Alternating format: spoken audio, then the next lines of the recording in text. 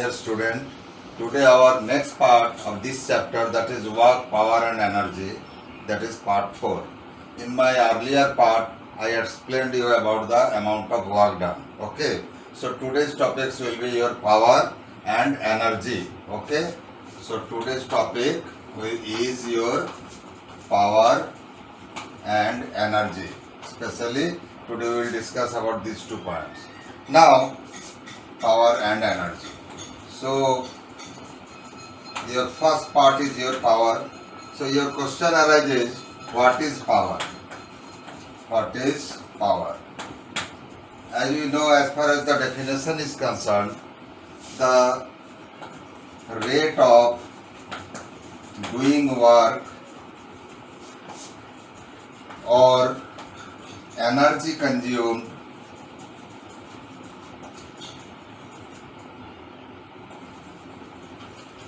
is termed as power. So that means the rate of doing work or energy consumed by a body, okay, is termed as your power. Clear? So now, how do we measure the power? So now the next part is your measurement of power. Okay. So power can be measured. You see, the power can be measured in terms of amount of work done and also the time. So the power spent by a body can be measured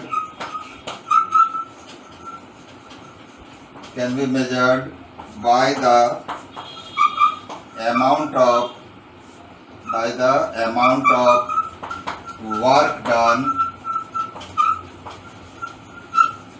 done in 1 second.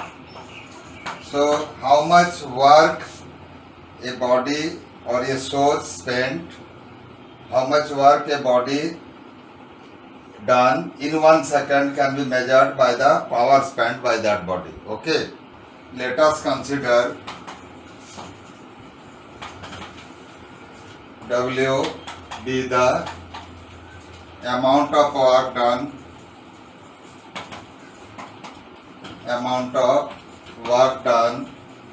in T second.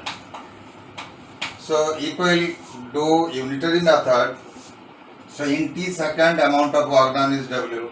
But as far as the definition is concerned, the amount of work done in 1 second. So in 1 second it will be W by T. So let us consider W be the amount of work done in T second. Then power spent can be measured. Power spent P can be measured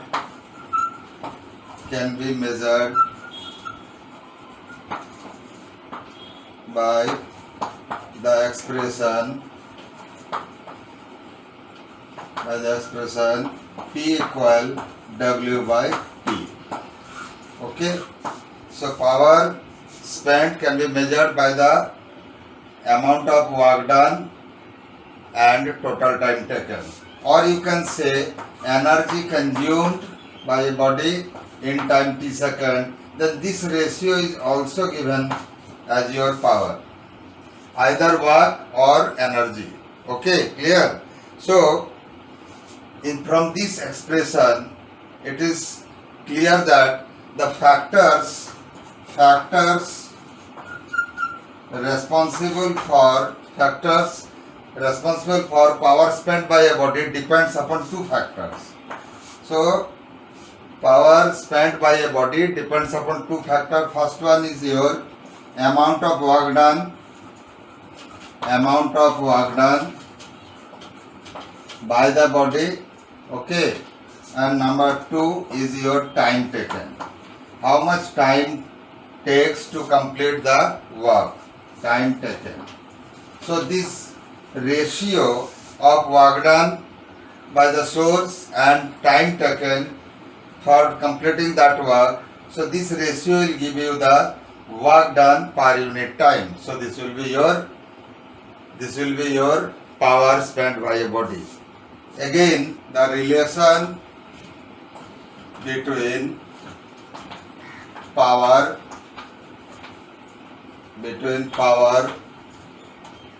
force and average speed,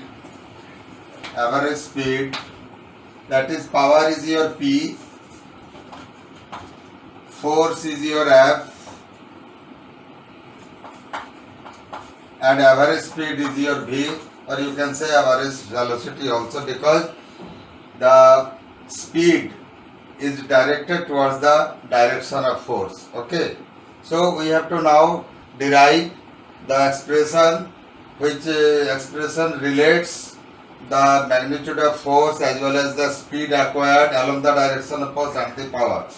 So let us consider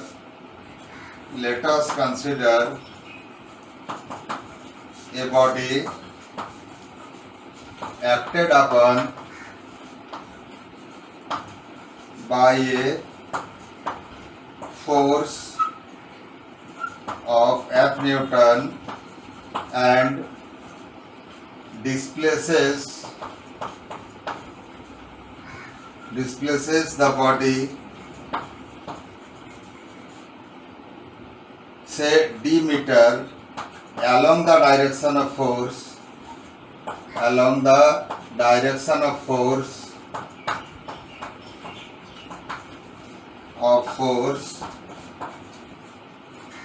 in t second. Then therefore amount of work done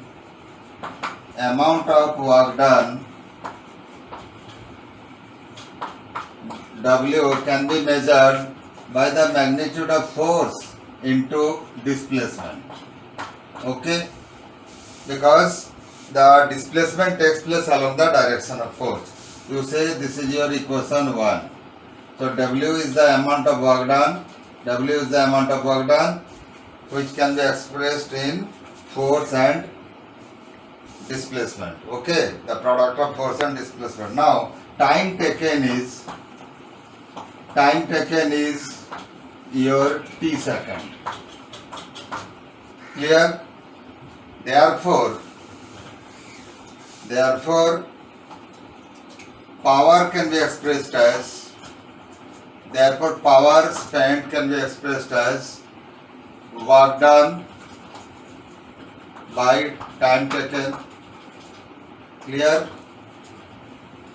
Here work done is your W and time taken is your T.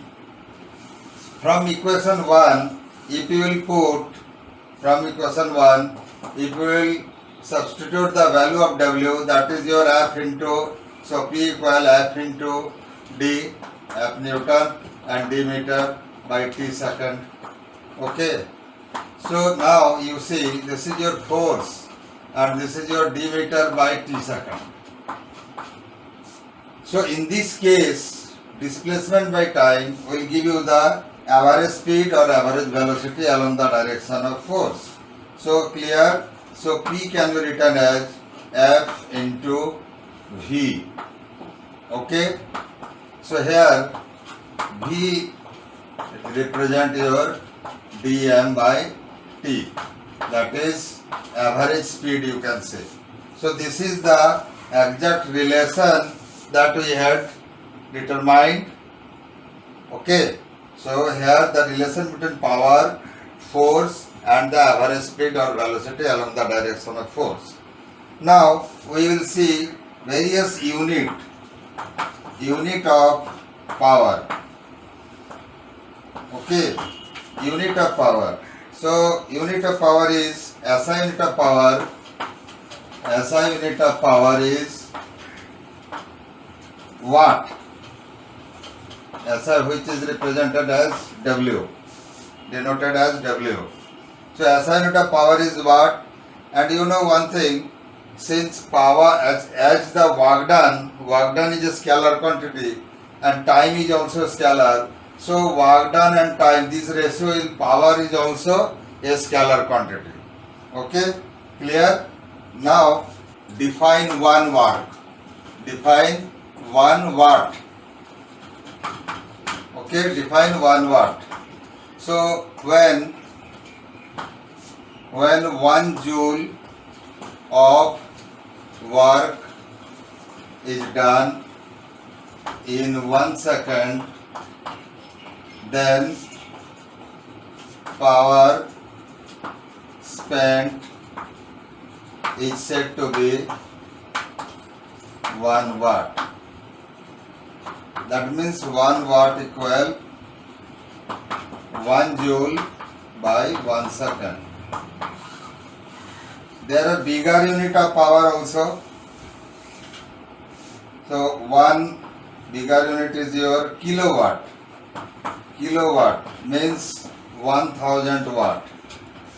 Another bigger unit, these are the bigger unit, and its relation with smaller unit, I mean SI unit is your watt. 1 kilowatt is your 1000 watt. 1 megawatt. 1 megawatt is your 10 to the power 6 watt. 1 gigawatt is your 10 to the power 9 watt.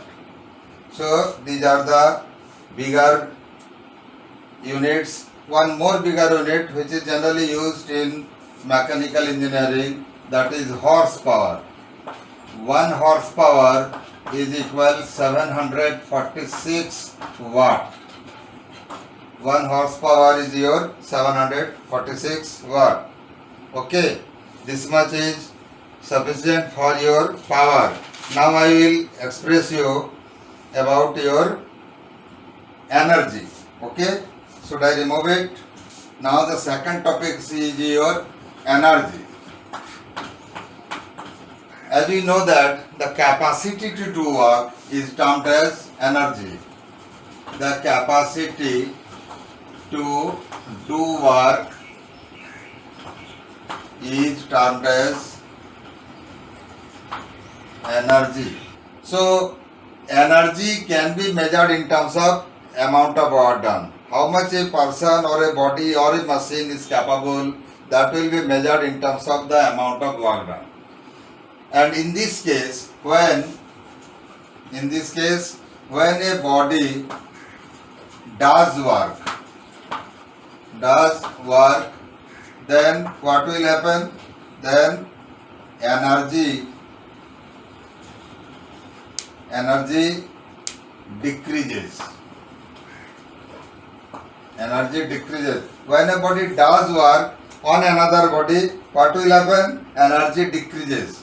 But on the other hand, when work is done on a body, then energy increases.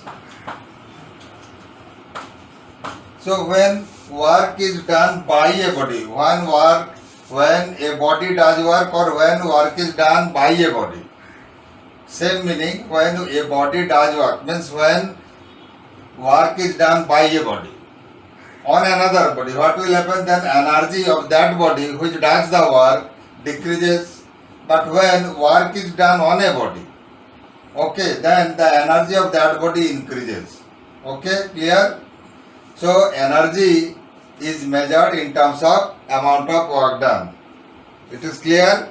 Now if we will see one example from this concept, it is clear that energy, there is always a transfer of energy takes place in between the two bodies. The body which does work on another body, it loses its energy, and the body on which the work is done gains the energy. So there is always a transfer of energy takes place. But one more thing you should know, that when a body does work, but the action of force, and the displacement, if they are mutually perpendicular to each other, then no work has been done. In that case, no energy is transferred. There is a situation, suppose a body moves in a circular path. A body moves in a circular path. What will happen? The force is always directed towards the center, that is the centripetal force, and the displacement is along the direction perpendicular to the direction of centripetal force.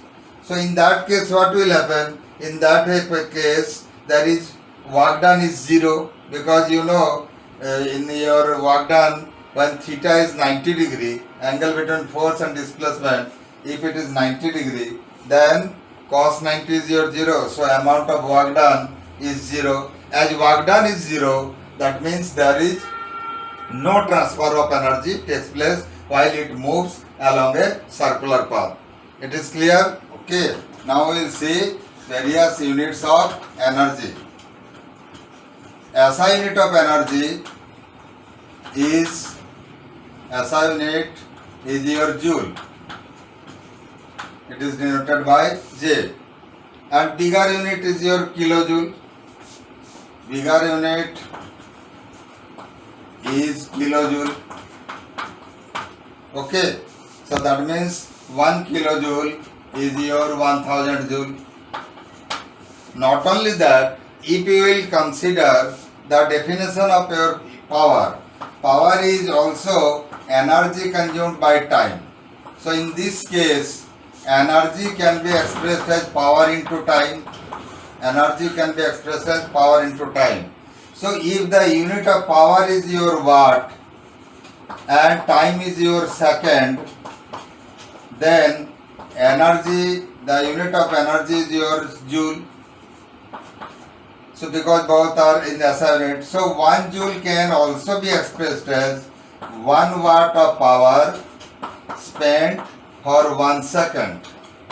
So watt second is also your unit of energy while it is related with power and time. So in this case bigger unit is your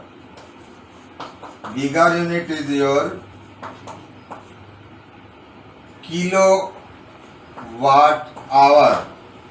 Bigger unit is your kilowatt hour, or you can say watt hour when time is taken as your bigger unit is watt hour also. And if power is your kilowatt, then it will be kilowatt hour. Okay. So now the relation of 1 kilowatt hour and your SI unit.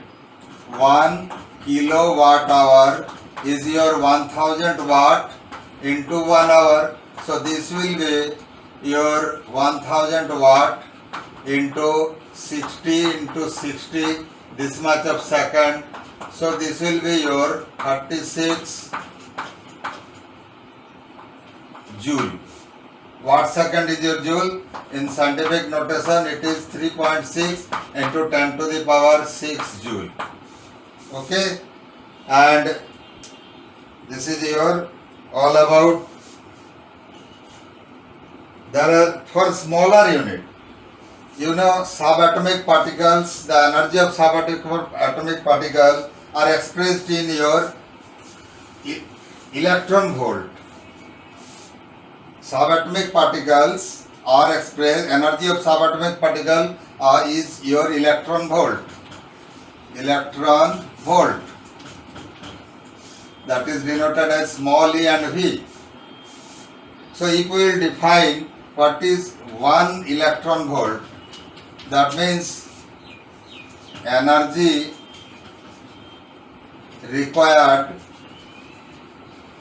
to accelerate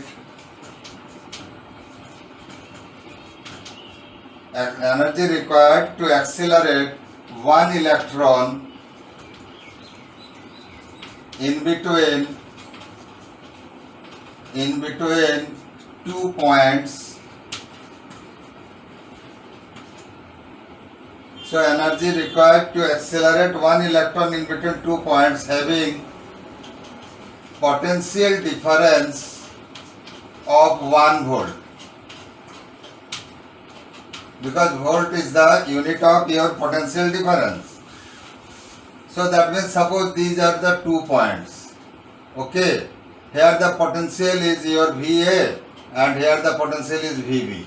So potential difference in between these 2 points is your VA minus VB. If VA, say VA minus VB is your, suppose this is your A point, this is your B point. Okay, VA minus VB is your 1 volt. Then when you want to accelerate one electron from this point to this point, what will be the energy required to accelerate? That will be measured by, so 1 electron volt can be expressed as charge of 1 electron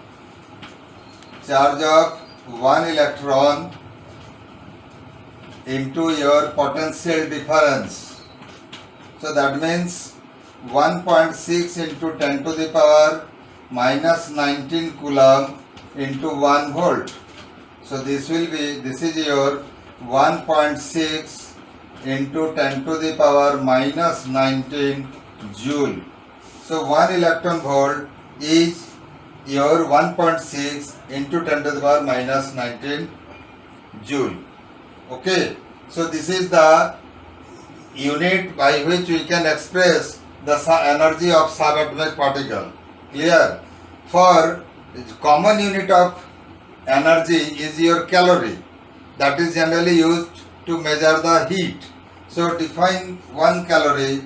1 calorie can be expressed, 1 calorie is your energy that is required to heat energy, that means heat energy, you can say heat energy required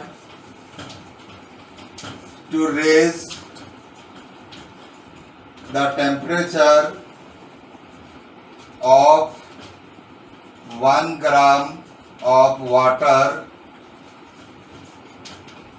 from say 14.5 degrees Celsius to 15.5 degrees Celsius. So this much of energy required to raise the temperature of 1 degree Celsius for 1 gram of water. So that much of energy is your 1 calorie. You know there is a relation between SI unit of energy and common unit of energy. 1 calorie can be expressed as 4.18 joule. So this is the relation for SI unit and common unit. And if you will say the bigger unit, 1 kilocalorie can be expressed as 1000 calorie, which is 4180 joule. 1 kilocalorie equal. Okay, so this much is sufficient for today. Okay, then in the next part we will express the various form of energy. Okay, bye.